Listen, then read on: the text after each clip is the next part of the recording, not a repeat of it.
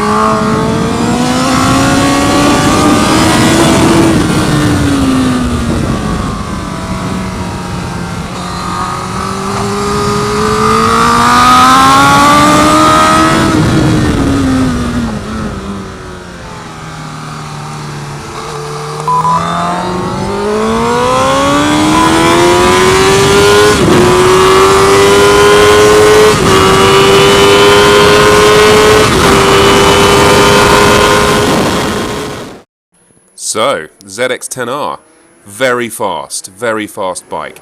The problem with the bike, in my opinion, is that for a road bike anyway, all the power is right up the top end, so it really needs to be buzzing. It's like a 600, it really needs to be buzzing up there.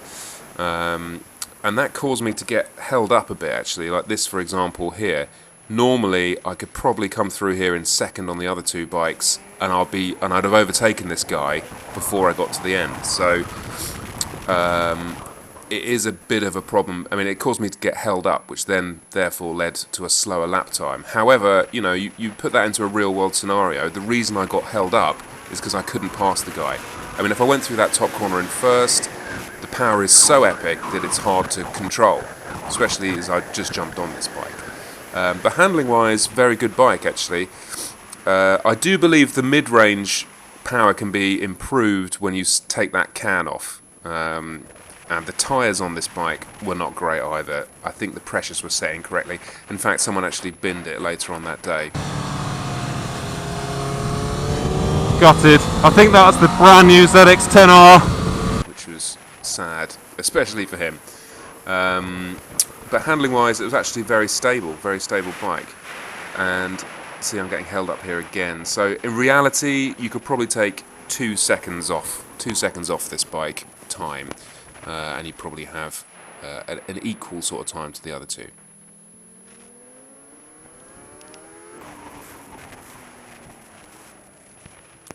So the old Gsxr K5. This is my own race bike. It's on slicks. It's got Olin suspension, K-Tech internals, Olin steering damper, quick shifter, blah blah blah, and it's probably. Yeah, it's not an expensive load of stuff on this bike, but it's probably as much as I'd want to spend on it without going too ridiculously over the top and wasting money. I don't think it can get much faster than this. But anyway, so I'm very used to riding this bike, The tyres on this, obviously they're slick tyres, so that's probably going to put a second on top of the lap from the other tyres anyway, the other road tyres I was on. But I love this bike, I love the power of it. It's only 158 or something at the rear wheel on the dyno, this bike, but to be honest with you, it's such usable power that you're not afraid to get on the gas, and it's great. The only problem with it is it's still running stock brakes, which are a bit shit. But even here I'm getting held up. This was the fastest lap of the day on this bike, but as you can see, this is probably costing me a second held up behind these guys. But very capable bike. You know, most people aren't going to know the difference between this and a brand new Suzuki Gsxr, and it says a lot. What is it now? 8 years old. So yeah, great bike. Love it. Absolutely love it. And now we have the Fireblade, 2011 Fireblade. Great all-round bike. This is entirely stock, even with big old massive number plate and all. Actually, no, it does have a Yoshimura R77 can on it, but the baffle was in, so it's probably about the same power. What can you say about this? Fantastic all-round bike. Yeah, sure, it doesn't have traction control and all that sort of new-fangled whizzy-bang doodahs, but no, I don't know if it needs it. If anything, it's the smoothest to ride of all the three bikes. It does have a massive amount of torque on it, which it is a bit scary getting on the power lent over. It feels like the back's going to step out a bit, but then this was running on Michelin Pilot Road 3 tyres, which are basically a sports touring tyre. I mean, to give you an example of how long those tyres last, I did 12,000 miles on my Gsxr with those tyres on the rear. Yeah, good bike, very good bike. Don't really know what else to say about it, to be honest with you. I'll just let you listen to it.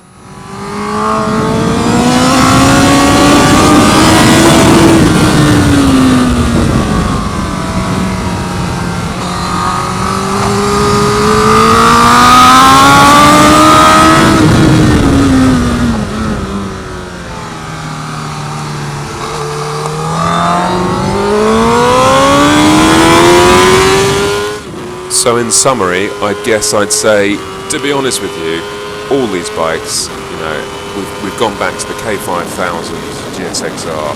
It's just as capable as all the new stuff in normal people's hands. You know, I'm no racer. In normal people's hands, it's just they're all the same. So my advice, if you're looking for a new bike, which one do you walk into the showroom and go, I want that bad boy. I want it. Just buy that one. Buy that one. Because they're all the same. Sorry to disappoint everyone, but most people, I still stand by it. It's all the same. It's what you feel comfortable riding and what you want to open the garage door to see in the morning. That's the key.